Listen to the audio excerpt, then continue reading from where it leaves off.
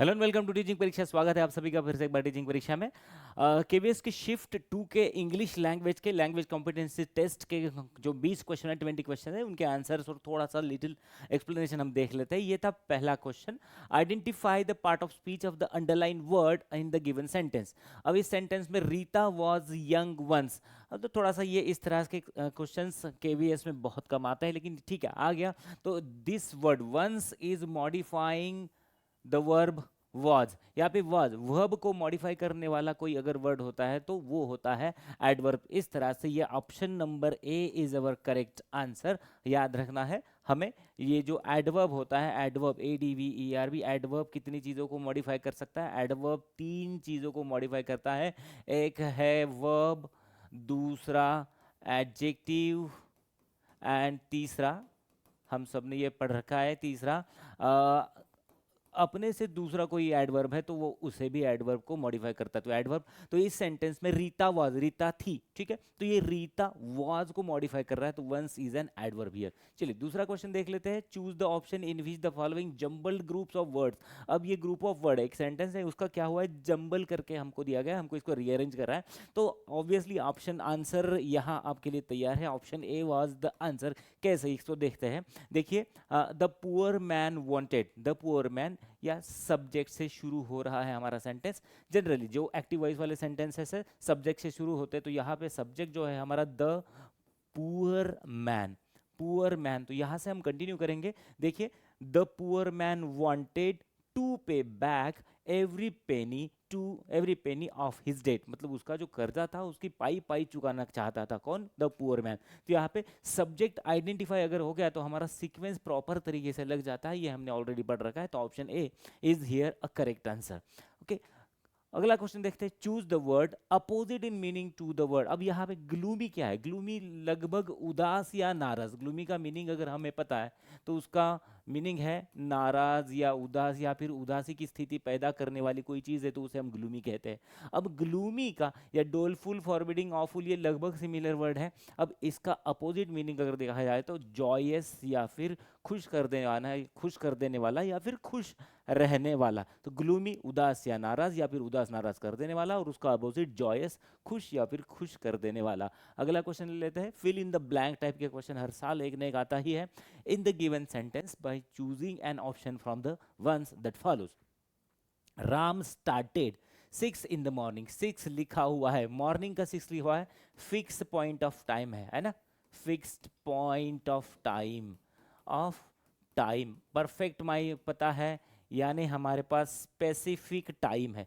Specific time जब हमें पता होता है तो स्पेसिफिक टाइम के लिए हम यूज करते हैं एट।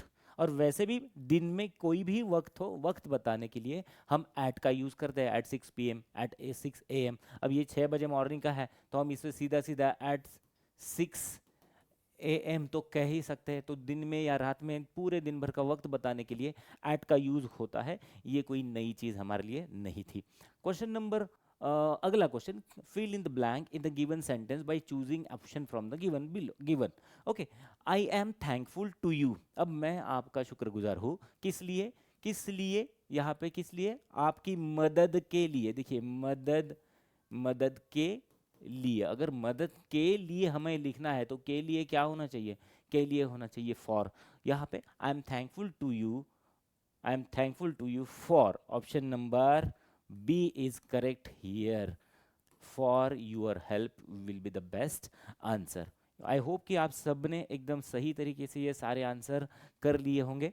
क्वेश्चन नंबर, अगला question, identify the clause, clause of the underline part of the given sentence. ये जो सेंटेंस है, इस सेंटेंस का अंडरलाइन किया हुआ जो पार्ट है, इसका क्लॉज कौन सा है? You are very sure that you will be selected. अब ये पूरा देखिए इस तरह से, यू आर वेरी श्योर, किस बारे में श्योर? About what? फिर से किस बारे में आप श्योर है? तो जब हम व्हाट से पूरे क्लॉज को सवाल पूछते हैं, अबाउट व्हाट, किस चीज़ के लिए आप श्योर हो, तो इसमें आपको मिलती है जानकारी। और जब ये जानकारी, इंफॉर्मेशन आपको मिलती है व्हाट के आंसर में, तो ये क्लॉज होता है नाउन क्लॉज है। ओके, नाउन क्लॉज याद रखिए। जब भी हम मेन क्लॉज से सवाल पूछते हैं कि ठीक है व्हाट, अबाउट व्हाट, किस बारे में? तो जब हमें जो जानकारी मिलती है वो अगर क्लॉज से मिल रही है तो वो क्लॉज होगा नाउन क्लॉज, तो this one is noun clause. Yes, option B is our correct answer. Next question. Identify the underlined part of the given sentence that contains an error. कहाँ error है? error वाला question है और KVS का exam है और error वाला question ना हो ऐसा नहीं हो सकता। Ram part A has been waiting for you for 4 o'clock। for 4 o'clock कैसे होगा यहाँ पे? या तो आप since लिखोगे, since 4 o'clock लिखोगे, या फिर from 4 o'clock लिखोगे। तो यहाँ ये जो for है इसमें error है, तो option number yes part D में एरर है और पार्ट डी हमें दिया हुआ है ऑप्शन नंबर डी में, तो ये होगा हमारा आंसर ऑप्शन नंबर 4। ठीक है, चौथे वाले पार्ट में एरर दिखाई दे रही है, यहाँ फॉर नहीं हो सकता, फ्रॉम लिख लीजिए, कोई प्रॉब्लम नहीं, सिंस लिख लीजिए, नो इश्यूज। ठीक है, next one, choose the word nearest in meaning to the given word. तो यहाँ पे हम सिनोनिम इसे समझ सकते हैं, सिनोनिम वाले क्वेश्चन सिनोनिम। ठीक है, इवन, इवन जो है एकदम समतल है, मतलब खुरदरा नहीं है। अब जो चीज़ इवन नहीं है वो कैसी होगी? रफ होगी। लेकिन इवन है वो कैसी होगी? स्मूथ होगी। तो इसका एकदम सिमिलर मीनिंग है, even is equal to smooth, है कि ना? चिकनी चुपड़ी जिसे हम कहते हैं वो इवन है, समतल है, रफ नहीं है। Next question, choose the word nearest in meaning, ये भी सिनोनिम की तरह है, प्रीटी। अब ये कोई सोचने समझने वाली बात है नहीं, प्रीटी है मतलब सुंदर है, और सुंदर है इसी का मतलब होगा अट्रैक्टिव है। प्रीटी, प्लेंटी मतलब बहुत, बोरिंग मतलब बोरिंग, और रिपेलेंट मतलब दूर भगाने वाली, जैसे मस्किटो रिपेलेंट होते हैं जो चीज़ें दूर भगाते, तो प्रीटी चीज़ दूर थोड़ी भगाने वाले नहीं। Next question, choose the option in which the given sentence has been correctly change from direct to indirect speech. जब हम direct to indirect speech check करते हैं तो सबसे इंपॉर्टेंट चीज क्या चेक करनी होती है? वो होती है सेड, V2। हमारा रिपोर्टिंग वर्ब अगर V2 है तो इधर जो टेंस है इसका, रिपोर्टेड स्पीच का टेंस चेंज होने वाला है। तो चेंज होगा किस चीज में? चेंज होगा यहाँ, चेंज होगा टेंस में। और अगर टेंस में चेंज होगा तो कांट यू बाय मी, ये कांट यू का होगा couldn't you, COULD, could not you तो कम से कम होगा, कांट यू का कुड नॉट यू, बाय मी और डायमंड रिंग। और ऊपर से दिस इज क्वेश्चन, ये सवाल पूछा गया है, तो सेड रीता टू अनिल, मतलब रीता ने अनिल से सवाल ही पूछा है। अब जब हम इनडायरेक्ट स्पीच को डायरेक्ट में करेंगे या फिर डायरेक्ट को इनडायरेक्ट स्पीच में करेंगे, अब ये होता है सवाल, और सवाल होता है, क्वेश्चन होता है, तो जब वो इनडायरेक्ट बन जाता है तो वो क्वेश्चन के फॉर्मेट में नहीं होता, वो स्टेटमेंट के फॉर्मेट में आता है। अब यहाँ पे option C and option D में इन लोगों ने क्वेश्चन मार्क लगा रखा है, तो ये तो वैसे भी रॉन्ग हो गया। यहाँ भी क्वेश्चन मार्क लगा है, ये भी रॉन्ग हो गया, तो दो ऑप्शन तो वैसे ही हमारे निकल गए। रितास अनिल कुडंट, इफ कहा गया, यहाँ पे इफ होना चाहिए था, इफ वेदर कुछ भी यूज कीजिए होना चाहिए, तो option A, option C, option D वैसे भी गायब, हमारा सही आंसर है option number B. Rita asked Anil if he could not buy her a diamond ring, सही answer option B is the correct answer. इस तरह से अगला सवाल ले लेते हैं, identify the underline part of the given sentence that contains error. फिर से एरर वाला question, part A I, part B M, definitely going to help part C, aren't I? yes, यहाँ amn't I नहीं होगा, this is aren't I। Very good, ये तो सवाल हमने, ये क्वेश्चन, इस टाइप के क्वेश्चन हमने कई बार किए हैं, कर रखे हैं सारी बैचेस में, क्रैश कोर्स वाली बैचेस में, रेगुलर बैचेस में, हर तरह के बैच में ये क्वेश्चन, और मार्क करके रखा था कि ये इंपॉर्टेंट है, एग्जामिनेशन में आएगा, और आया ही है। तो पार्ट नंबर डी में एरर है, और पार्ट नंबर डी कहाँ पाया जाएगा? ऑप्शन नंबर डी, मतलब चौथे नंबर के ऑप्शन में पार्ट नंबर डी है। ठीक है, नेक्स्ट वाला question, choose the option in which voice in the given sentence has been correctly change. जहाँ डायरेक्ट से इनडायरेक्ट में हम जाते हैं तो टेंस में चेंज होता है, लेकिन वॉइस चेंज करते हुए एक बात हमें याद रखनी है, नो चेंज ऑफ टेंस। ये एक बात अगर आपने याद रख ली तो आपका आधा काम वैसे भी आसान हो जाता है। चेंज कुछ भी कर लिए, टेंस नहीं चेंज कर सकते। ये इज हमें बता रहा है कि दिस इज प्रेजेंट टेंस, ठीक है, प्रेजेंट टेंस है। राइटिंग में आईएनजी लगा हुआ है, ठीक है, वर्ब में आईएनजी लगा हुआ है, इसका मतलब क्या है? इसका मतलब ये कंटिन्यूअस टेंस है, और कंटिन्यूअस टेंस है तो पैसिव वॉइस में BEING का होना सबसे ज्यादा जरूरी होता है। नहीं तो हम टेंस क्यों चेंज करें? परमिशन ही नहीं है पैसिव वॉइस में। अब जब हम पैसिव वॉइस में जाएंगे तो V3 प्लस हेल्पिंग वर्ब जो टेंस बताएगा, और टेंस को कंटिन्यू रखेंगे। अब देखते हैं, ये पहला ही ऑप्शन देख लीजिए, सीधा सीधा पहला ऑप्शन देखिए, अ न्यू नॉवेल, ऑब्जेक्ट अपनी जगह पर सही है, a new novel is present tense being ING के लिए रिटन V3 है एंड बाय अनु ये तो एजेंट हो गया, तो option number A is the best and correct answer. बाकी a new novel has been कहाँ से आया, ये इसकी हमें ज़रूरत नहीं थी। अनु हैज बीन, फिर से has been, Anu has written perfect tense नहीं चाहिए था। अगर हमारे टेंस में ही परफेक्ट के कोई लक्षण नहीं है एक्टिव वॉइस में, तो पैसिव वॉइस में हैज बीन वाला कोई मैटर ही नहीं होगा। Identify the clause of the underline part of the given sentence. That he is honest is very well known, सीधी बात है। दैट ही इज ऑन, क्या पता है, is very well known, what is very well known, सवाल हमने पूछ लिया मेन क्लॉज से। देखिए दोनों शिफ्ट वन में भी सेम सवाल आए थे, शिफ्ट वन में भी क्लॉजेस के 2 क्वेश्चन थे, यहाँ भी क्लॉजेस के 2 नहीं 3 क्वेश्चन, यहाँ भी नाउन क्लॉजेस के 2 क्वेश्चन आ गए। तो दैट क्या पता है, अब जब हमें इंफॉर्मेशन देने वाला क्लॉज होगा, इंफॉर्मेशन दे रहा होगा, तो वो वाली इंफॉर्मेशन किस माध्यम से देगा, वो हमें देगा नाउन क्लॉज के माध्यम से। ओके, तो यहाँ पे that he is honest is a noun clause, किसी को मॉडिफाई नहीं कर रहा। और यहाँ पे ये जो नाउन क्लॉज क्या कर रहा है, नाउन क्लॉज सब्जेक्ट का काम कर रहा है। ये जो सेंटेंस है, this is are working as a subject of the remaining sentence, तो मेन क्लॉज के लिए सब्जेक्ट का काम करने वाला noun clause. Option number B is the correct answer. Next question, choose the option in which voice in the given sentence has been correctly changed.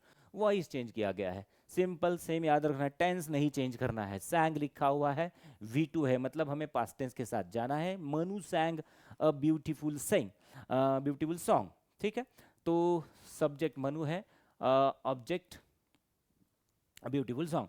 अब beautiful song, ठीक है, सॉन्ग वाज, ये हमें पास्ट टेंस बताता है, helping verb is correct, sung V3 is correct, and by Manu subject या फिर agent is correct. Option A is the best answer. Beautiful song has been कहाँ से आया, नहीं चाहिए। A beautiful song is being, वो हमारे वर्ब में आईएनजी ही नहीं लगा हुआ है, तो इज बीइंग क्यों आएगा। A beautiful song had been तो बिल्कुल हो नहीं सकता।